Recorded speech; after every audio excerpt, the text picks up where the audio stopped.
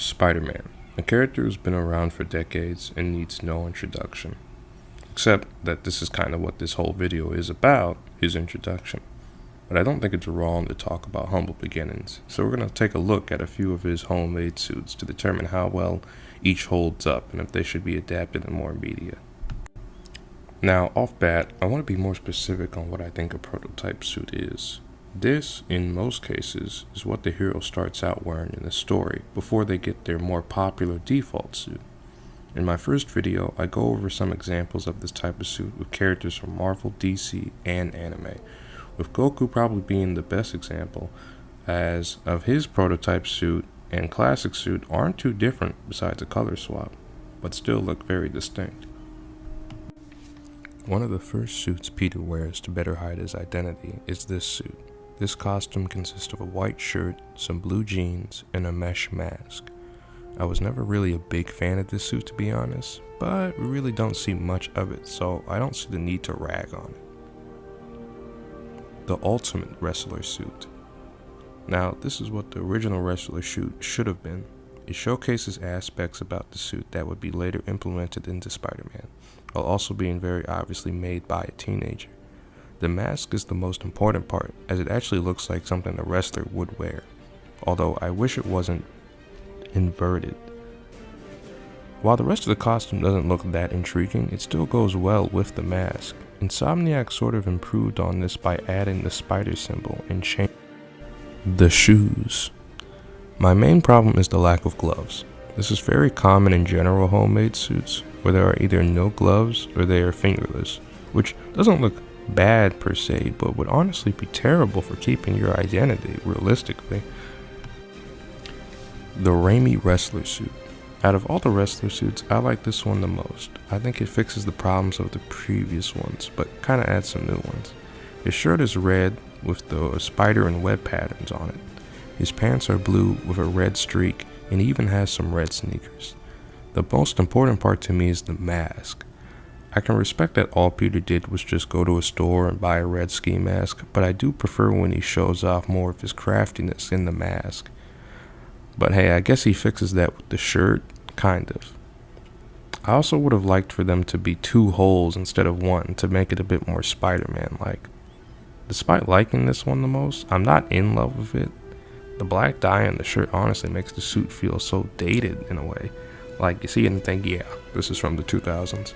I don't dislike the red streak on the pants, but I don't like it either. The shoes being red is a plus, and it definitely foreshadows the transition from shoes to boots in the final suit. I don't really like the gloves. The fact that they added them is a plus, but I can't say I'm the biggest fan of the design. It's otherwise alright.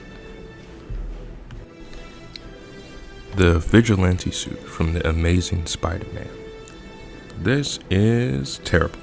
Yeah, I get the point. It's that it's not supposed to look good, but it doesn't change the fact that it's bad. Let me be clear. I actually really liked this suit growing up. I used to play it a lot when I played the Amazing Spider-Man 2 video game. That doesn't change the fact that this thing is objectively not good. One of the only things I like about this suit is the mask, which I like more than the Raimi one, and even that is ruined by that dang beanie. The main problem with this suit is if I take away the mask, just the mask, you would have no clue who this guy is, or who will he eventually become, and that would be Spider-Man. The worst thing about this is that there's still no gloves. I mean, come on! The homemade suit from Spider-Man Homecoming. Now, this is the homemade suit. Literally, that's in the name. It is so amazing, it's so spectacular, it's sensational. It's friendly neighborhood.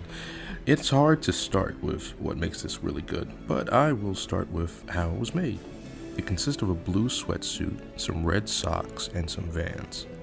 A sleeveless red hoodie with a printed spider symbol, fingerless gloves, a red ski mask, and some goggles.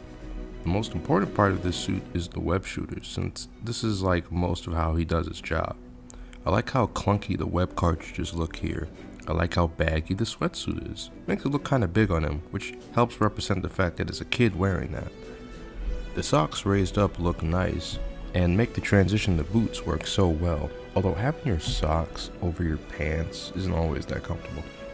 Along with the fans, which aren't overly designed, The hoodie is great, and the spider symbol definitely works for year one Spidey. Finally, the mask is the best part. They didn't need to add the white in the goggles, but they did, and that makes it so much better. The best part is that it looks like the Scarlet Spider suit if it were color swapped and made with less effort. If I had one thing I think is wrong with the costume, it's probably the gloves. Maybe I'm just judgmental with gloves in general, but I just don't like them here. The web pattern is nice, but it doesn't look right, and it doesn't go well with the rest of the fit. The gloves really don't go well with the overall color scheme of the outfit. The red on the gloves is a darker shade, and then there's black, which I think is the worst part. Unless it's just a lighting issue, it's still a great suit regardless. Probably the best on here, but there's still more to talk about. The Proto suit from the 2017 Spider-Man show. This one is not a very popular suit, but it's actually a really nice homemade suit. Out of all the Proto suits I've been seeing, I would definitely say this suit looks the most like Spider-Man. It's a red and blue sweatsuit with black gloves and red shoes. The hoodie being red and blue, the top half being red and the bottom half being blue, is such an interesting take. It technically has been done before, but not for one whole jacket. I like that the gloves are not fingerless this time, and are mostly black, with some red on the top since the sleeves are already red. It would look weird if the gloves were also red, so that's nice. I want to like the pants, but I do feel as though the red on it feels somewhat random. I get it is supposed to make you think of the belt, but I don't like it too much. One of the things I would change is to get rid of that, and maybe have the hem of the belt be blue instead. The shoes are okay. Not a big fan of the color though. Everything about the suit has been pretty good, but the mask is honestly just okay. So my main problem with the mask is the goggles. I don't mind them having this yellow-orange tint, but what I do mind is the fact that you can see the eyes. Kind of like the idea for dramatic moments in which we need a close-up to see him interact or react to something, but not to have his eyes be visible all the time. But that can be chopped up to more of a nitpick if anything. It'd be totally fine if it weren't for the mouth. It's unique, but doesn't mean it's good. Why doesn't he have his mouth covered? It just looks weird and off-putting, and just more work for the animators. The Avengers Wrestler Suit. So, this game is very well known in the superhero fandom for being god-awful, but the worst thing to talk about are the suits. Spider-Man in this game does not have that great of suits, with one of them being the wrestler suit. There's nothing wrong with adding small things to a suit to make it stand out more. The problem is that it's the Avengers game. They had this mindset for practically every suit, and it often feels like too much. The mask definitely looks way too over-designed for a teenager to make, and the eyes are just completely red. Usually with Spider-Man masks, the eyes of the suit would be white with the outline being black, or any other color depending on the Spider-Man. With the Ultimate Wrestler suit, which is what this suit is based off of, the outline of the border was red, the lens inside were white, but here they would look exactly the same. The rest of the suit looks too bulky and has so many layers. Not just layers, but also a huge amount of lines. I won't pretend that the homemade suit didn't have a few layers, but they at least made the suit slim enough to the point that it didn't knock points off the design. The suit for the most part just looks like Peter just threw something on and hoped it worked. I think what could have helped this suit look better is by making it a bit more simple, having the shorts be to the length of pants, and then slim down the back a bit.